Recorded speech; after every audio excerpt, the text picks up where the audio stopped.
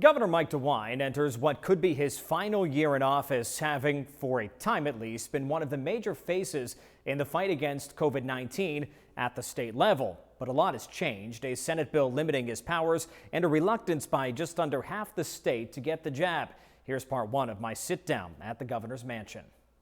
Well, Governor DeWine, first I want to just talk about the COVID situation. Of course, in the state, Ohio, and you specifically received a lot of praise at the beginning of the pandemic.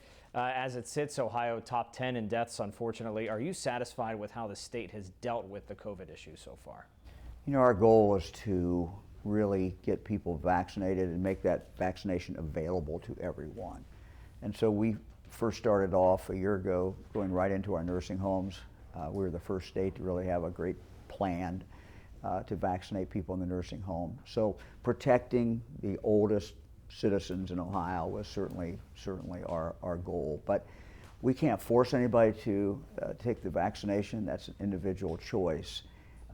Where we are right now is, you know, I think our focus with this Omicron coming into the state of Ohio, the Delta that's already, of course, spread at a very, very high rate, Christmas coming. So we're at a kind of a perfect storm at this point. And what we're urging people to do, if you've been vaccinated but you've not had your booster, today's the day to get your booster.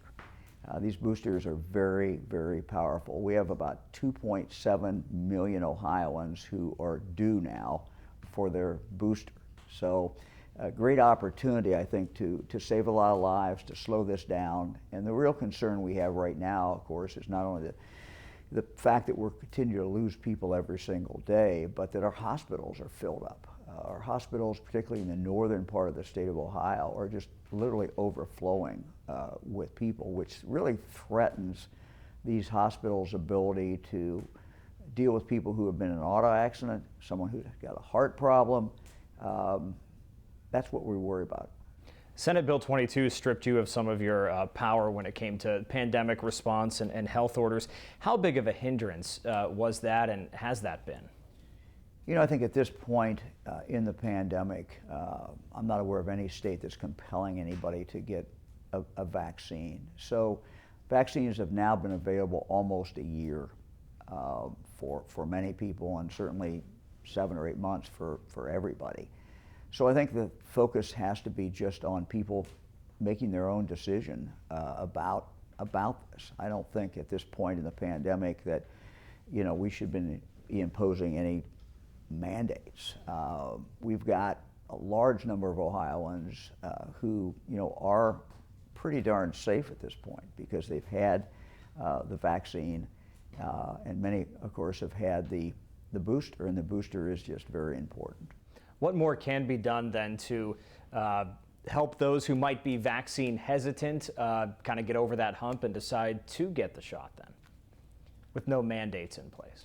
I think making this, continue to make it available. I was on a call this morning with my team, my director of aging, to talk about our nursing homes. We've been very aggressive in getting these shots into the nursing homes, but you know, you have new people coming into the nursing homes all the time, and so continuing to focus on those individuals getting that booster shot. And so, you know, if you have someone in a nursing home and that person has not, your loved one, your mom, your dad, and they have not gotten their booster yet, you know, talk to the people in the nursing home. They have the ability to get your loved one that booster shot within a very short period of time. You've been very pro-vaccine the entire time.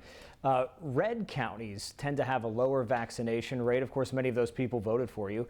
Why is that, and is there anything that can be done party-wise to encourage? I think we're seeing across the country a real divide between more rural counties and more urban counties. If you look at Ohio, for example, the counties that are most vaccinated are the more urban counties. And if you compare the urban county death rate versus the rural death rate in the counties that are not very highly vaccinated, what you'll find is that the death rate in the unvaccinated counties is over 2 times what it is in the urban counties. So, you know, that piece of information I think should be valuable as people make a decision whether or not they're going to get a shot, whether or not they're going to get their booster shot. The other fact that I think is very important is that 95% of the people who are in the hospital today in Ohio from COVID have not been vaccinated.